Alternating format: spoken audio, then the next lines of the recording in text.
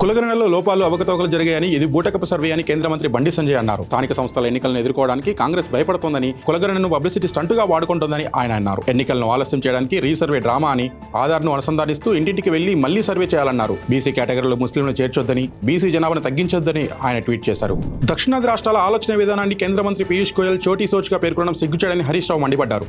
టీజీతో సహా దక్షిణాది రాష్ట్రాలు జనాభా పెరుగుదలను నియంత్రించాయని, దేశ వృద్ధిలో కీలక పాత్ర పోషిస్తున్నాయని పేర్కొన్నారు. 15వ ఆర్థిక సంఘం సిఫార్సుల ప్రకారం కేంద్రం వసూలు చేసే పన్నుల్లో 41% రాష్ట్రాలకు ఇవ్వాలని, సర్చార్జీల వల్ల అది 30% తగ్గిందని ట్వీట్ చేశారు. ప్రధాని మోదీ యూఎస్ లోని వాషింగ్టన్ చేరుకున్నారు. Joint base Andrews air base వద్ద ఆయనకు ఘన స్వాగతం లభించింది. అనంతరం బ్లేర్ హౌస్ వద్ద ప్రవాస భారతీయులతో ఆయన ముచ్చటించారు. 2 రోజుల పాటు యూఎస్ లో పర్యటించనున్నారు. ట్రంప్ ను కలిసేందుకు ఎదురు చూస్తున్న ప్రజల ప్రయోజనం కోసం, మెరుగైన భవిష్యత్తు కోసం మన ఇరు దేశాలు కలిసి పనిచేస్తూనే ఉంటాయని మోదీ ట్వీట్ చేశారు. సూపర్ స్టార్ రజనీకాంత్ పై రామ్ గోపాల్ వర్మ చేసిన కామెంట్స్ వివాదాస్పదమయ్యాయి. క్యారెక్టర్ ని బట్టి నటన ఉంటుంది, పర్ఫార్మెన్స్ ఆధారంగా స్టార్లు అవుతారు. రెండింటి మధ్య చాలా తేడా ఉంది. రజనీ గొప్ప నటుడా? నాకు తెలిసి బికు మాత్రే పాత్రను ఆయన చేయలేడు. ఆయన ఏం చేయకపోయినా స్లో మోషన్ లో నడిచొస్తే చాలు, ప్రేక్షకులు చూస్తారు అని ఓ ఇంటర్వ్యూలో ఆర్జీవి అన్నారు. దీంతో ఆయనపై రజనీ ఫ్యాన్స్ ఫైర్ అవుతున్నారు. ఎస్సీ వర్గీకరణకు వ్యతిరేకంగా ఫిబ్రవరి 14న తెలంగాణ బంద్ కు మాల మహానాడు ఎస్సీ వర్గీకరణ వ్యతిరేక పోరాట సమితి నాయకులు ఇప్పటికే పిలుపునిచ్చారు.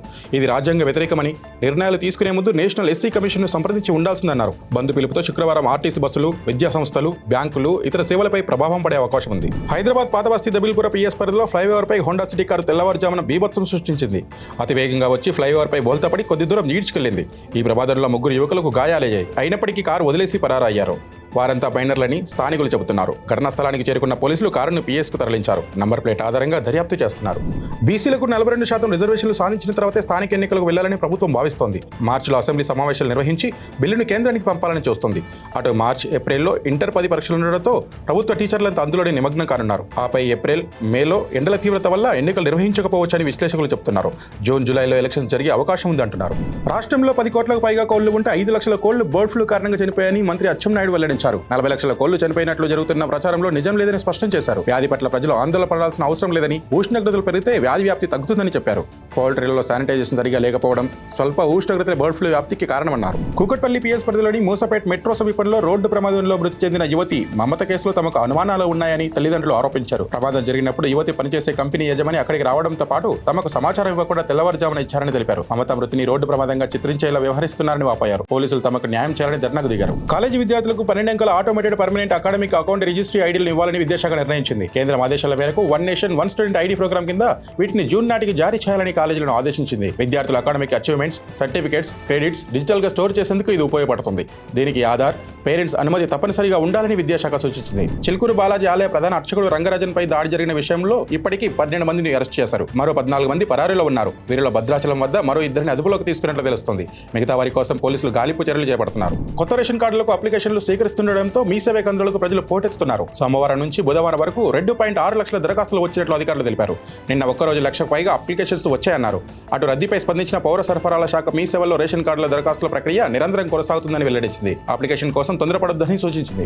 గన్నవరం మాజీ ఎమ్మెల్యే వైసీపీ నేత వల్లభనేని వంశీని ఎస్సీ, ఎస్టీ అట్రాసిటీ కేసులో అరెస్టు చేశారు. హైదరాబాద్ గచ్చిబౌలిలో ఆయన అదుపులోకి తీసుకున్న ఏపీ పోలీసులు విజయవాడ తరలిస్తున్నారు. అలాగే బిఎన్ఎస్ సెక్షన్ 140, 308, 351 కింద కేసులు నమోదు చేసినట్లు విజయవాడ పటమట పోలీసులు ఆయన ఇంటికి నోటీసులు అంటించారు. వైసీపీ హయాంలో గన్నవరం టీడీపీ ఆఫీస్పై దాడి జరిగినప్పుడు కంప్యూటర్ ఆపరేటర్ సత్యవర్ధన్ కేసు పెట్టారు. విచారణ జరుగుతుండగా ఇటీవల కేసు విత్డ్రా చేసుకుని తనను బెదిరిస్తున్నారని ఆయన పోలీసులకు ఫిర్యాదు చేశారు. వంశీ కిడ్నాప్ చేసి బెదిరించడం వల్లే సత్యవర్ధన్ విత్డ్రా చేసుకున్నారనే ఆరోపణలున్నాయి. అమరావతికి 3 ఏళ్లలోపు రూపు తీసుకొచ్చేందుకు సిఆర్డీఏ టైం టేబుల్ తో ముందుకెళ్తున్నట్లు తెలుస్తుంది. ఈ ఉగాదికి సిఆర్డీఏ మెయిన్ ఆఫీస్ సిద్ధం కానుండగా 2.5 ఏళ్లలో ఐకానిక్ భవనాలు పూర్తి చేసేలా లక్ష్యం నిర్దేశించుకుంది. రాజధాని నిర్మాణానికి 31,000 కోట్లు రుణంగా తీసుకోవాలని సిఆర్డీఏ నిర్ణయించింది. ఇప్పటి వరకు ప్రపంచ బ్యాంక్, ఏడీపల్ నుంచి 15,000 కోట్లు, హడ్కోర్ నుంచి 11,000 కోట్లు మంజూరనే విషయం తెలిసిందే. ఏకగ్రీవం లేకుండా ఎన్నికల నిర్వహణపై ఈసీతో భేటీలో ఎన్నికల్లో నోటాకు ఎక్కువ ఓట్లు వస్తే మళ్లీ ఎన్నిక నిర్వహించొద్దని కాంగ్రెస్, సిపిఎం సూచించాయి.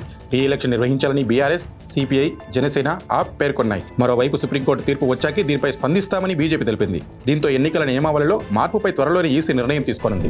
ఇంటర్ ప్రవేశాల షెడ్యూల్ రాకముందే అడ్మిషన్ల ప్రక్రియ చేపట్టొద్దని ప్రైవేట్ కాలేజీలకు ఇంటర్ బోర్డు సూచించింది.